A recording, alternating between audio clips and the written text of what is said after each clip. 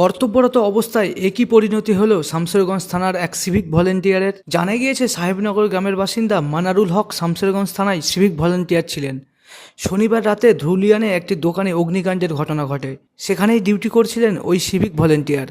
কিছুক্ষণ পর সেখানেই হঠাৎই অসুস্থ হয়ে পড়ে মানারুল হক।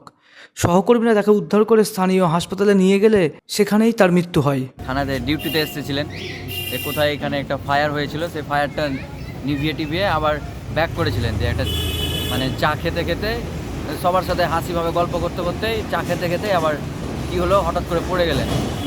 পড়ে যাওয়ার পর থেকে মানে ওনার সঙ্গী যারা ছিলেন তারা তাড়াতাড়ি করে আপনার পার্শ্ববর্তী যে না ডিডিএইচ আছে সেখানে নিয়ে গেছিলেন, যে সেখানে ডাক্তার ঘোষণা করে যে মারা গিয়েছেন। সিভিক ভলেন্টিয়ারের মৃত্যুতে শোকের ছায়া নেমে এসেছে এলাকা জুড়ে।